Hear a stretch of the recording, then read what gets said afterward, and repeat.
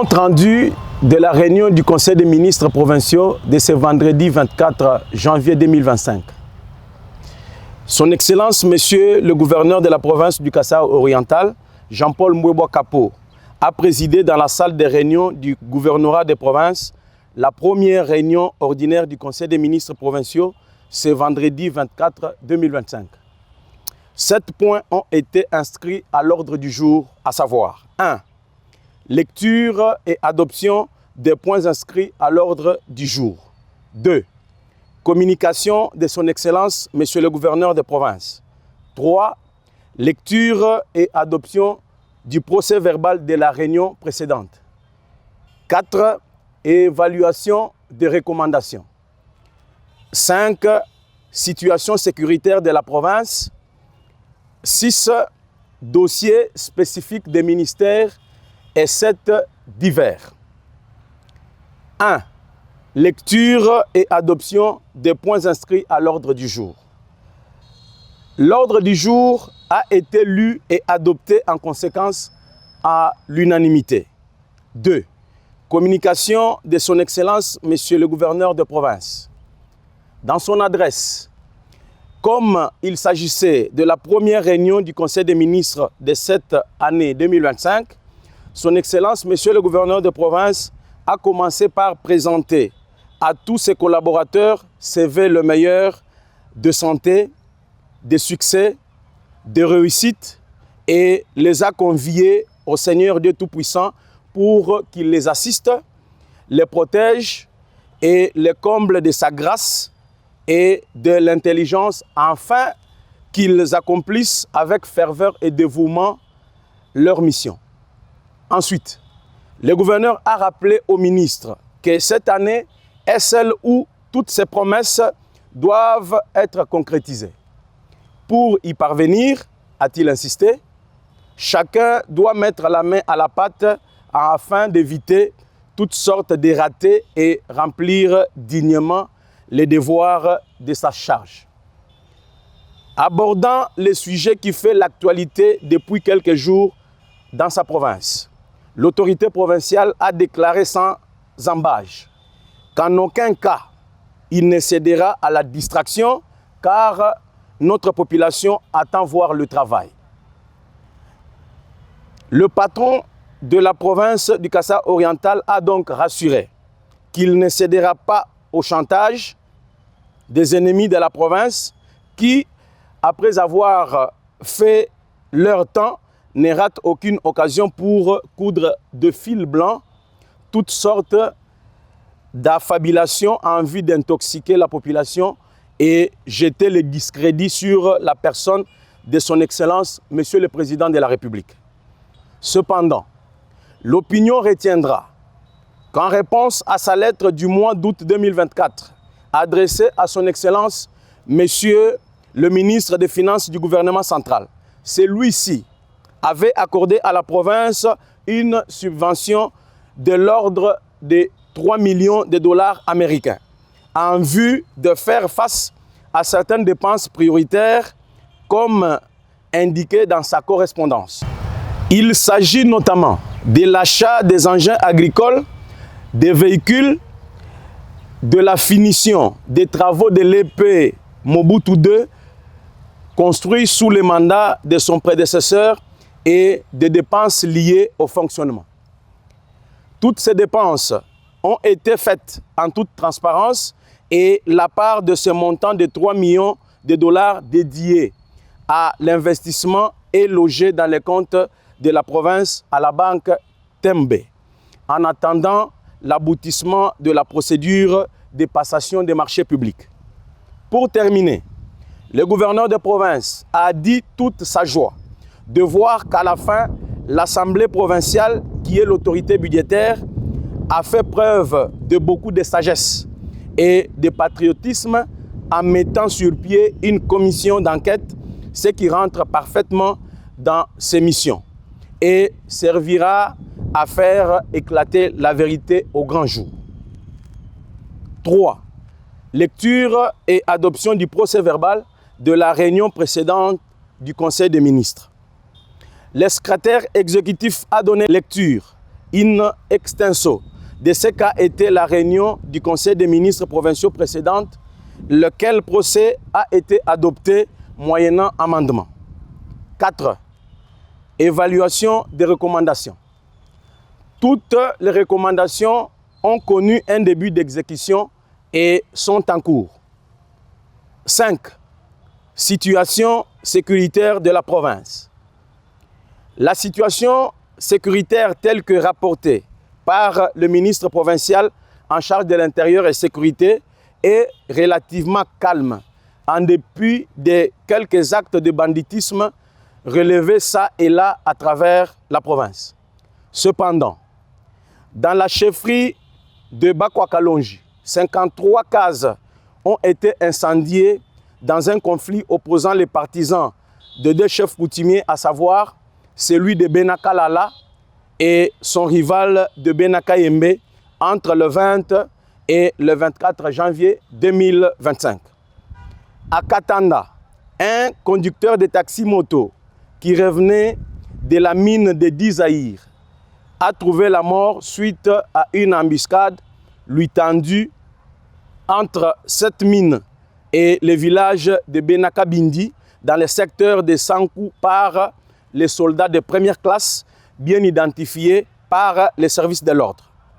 Ce meurtrier a pris les larges, mais son complice, également bien identifié, a été arrêté avec l'arme du soldat dans ses effets. Le ministre a terminé son intervention en indiquant le bon état d'esprit de la population suite à la stabilité du prix du maïs et sa tendance à la baisse.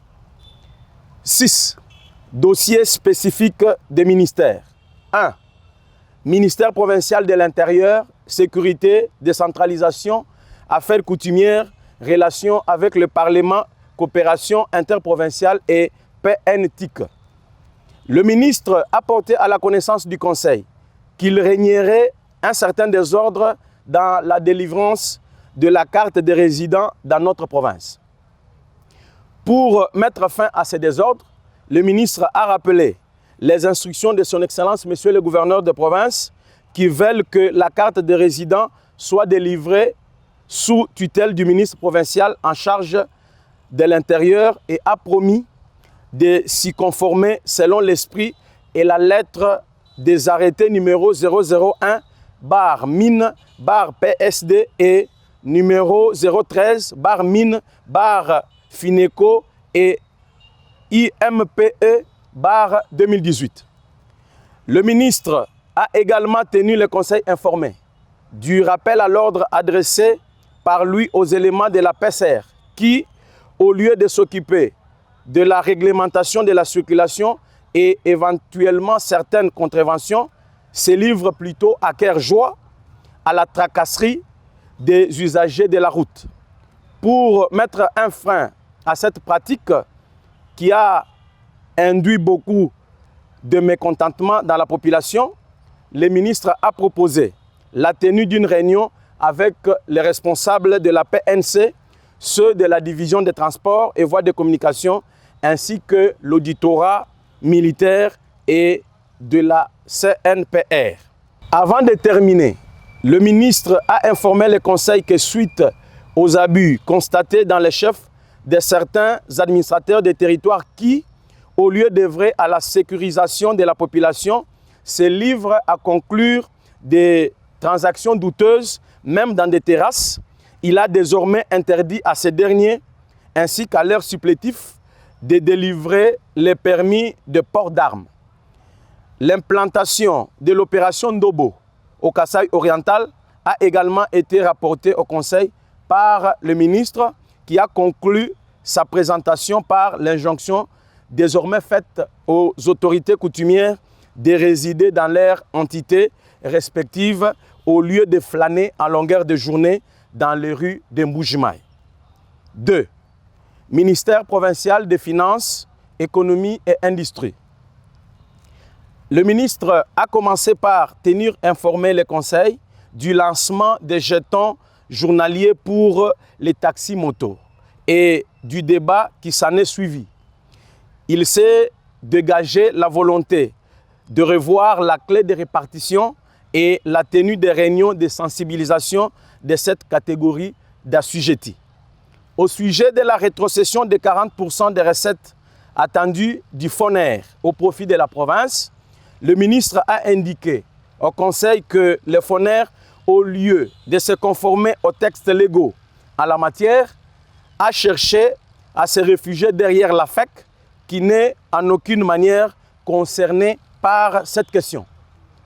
N'approuvant pas cette façon de faire, le Conseil a résolu de convoquer une réunion sous la présidence de son Excellence, Monsieur le gouverneur de province, en vue de tirer cette situation au clair. 3. Ministère provincial des infrastructures, travaux publics, reconstruction, transport et voies de communication. Le ministre, qui a affirmé avoir fait le tour des chantiers, a exprimé toutes ses inquiétudes quant à la prestation de certaines entreprises, notamment la JMC. Par contre, il a dit toute sa satisfaction quant à l'évolution des travaux dans les chantiers confiés à sa Frimex. Les difficultés rencontrées pour l'ouverture des caniveaux au niveau des avenues Kachala-Bonzola et Kazop ont également fait l'objet des inquiétudes du ministre qui a révélé au Conseil que celles-ci sont dues à la forme en entonnoir qu'a l'avenue Kachala-Bonzola à cause du bâtiment de la police de proximité et certaines églises qui se trouvent sur son emprise. 4. Ministère provincial de la Justice, Droits humains, Communication et Médias.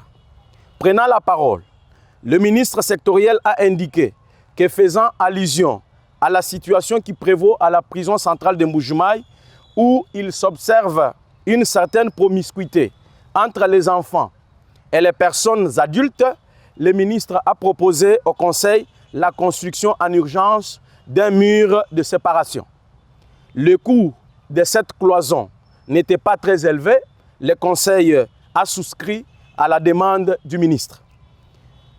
Le ministre a terminé sa présentation en annonçant une opération en guise de préparatifs des États généraux de la presse, consistant en un contrôle dans tous les médias de la province en vue de déceler ceux qui ne sont pas en ordre en rapport aux différentes taxes dues à l'État.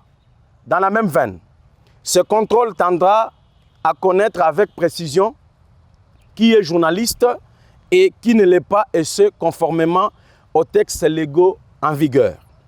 5. Ministère provincial du Plan, Budget, Commerce extérieur, Ressources hydrauliques et électricité. Le ministre a annoncé au Conseil un certain nombre de mesures visant la mise en œuvre du plan opérationnel du gouvernement et la mise à jour du plan de développement provincial. Il a également annoncé au Conseil que d'ici le mois de février, la province accueillera une forte délégation des investisseurs chinois. Ceux-ci viennent matérialiser leurs promesses faites au gouverneur de province lors de sa dernière visite en Chine. 6. Ministère provincial de l'aménagement du territoire, affaires foncières, urbanisme, habitat, tourisme et sport et loisirs. Le ministre a plaidé pour la bonne canalisation des recettes du stade Kachala-Bonzola, la prise en charge du personnel y affecté et l'activation de certaines taxes relevant des services d'assiette de son ministère. 7. Ministère provincial de l'environnement, agriculture, pêche, élevage et développement rural. Dans sa présentation, la ministre a affirmé au Conseil que le maïs de la saison A atteint sa pleine maturité et n'attend plus que la récolte. Toutefois, a-t-elle renchéri, il se pose un problème sérieux de vol de ce maïs qui devient un véritable casse-tête. Pour endiguer ce mal, la ministre a sollicité la garde pour une bonne protection des champs. Pour la saison B, la ministre a annoncé la réalisation de 100 hectares en Kwadi et 50 hectares à Benampoui. au sujet de la distribution aux paysans de certains intrants en sa possession. Le Conseil a donné son quitus pour qu'elle soit faite et que le rapport soit fait à son Excellence, Monsieur le ministre national de l'Agriculture. 8. Ministère provincial de la Santé publique, Hygiène et Prévention, Affaires sociales, Travail et Prévoyance sociale. Dans son intervention, le ministre a annoncé au Conseil l'effectivité de la couverture santé universelle dans notre province et a déclaré avoir promis des sanctions à l'endroit des structures qui continueraient à délivrer des ordonnances aux femmes enceintes et à leurs bébés. Quant à la situation sanitaire de la province, le ministre a tenu le Conseil informé que le choléra n'est toujours pas définitivement parti de notre province, car alors qu'elle n'avait enregistré aucun cas pendant 9 jours, ces structures ont été surprises par un cas de choléra notifié ici en Mbuji-Mayi, plus précisément au quartier Dubaï. 9. Ministère provincial de l'éducation, fonction publique, jeunesse, culture et art. Le ministre a annoncé au Conseil la disponibilité du calendrier scolaire réaménagé et la poursuite de l'opération de capture de photos dans certains établissements d'enseignement secondaire. 7. Enfin, le divers. Dans le divers, le ministre provincial des Finances a informé le Conseil qu'il comptait rencontrer son collègue en charge des transports et voies de communication pour une réflexion autour de la question des plaques de moto. Commencé à 15h17, la réunion ordinaire du Conseil des ministres a pris fin à 19h25. Maître Ilunga Pascal, ministre en charge de la communication et médias et porte-parole du gouvernement.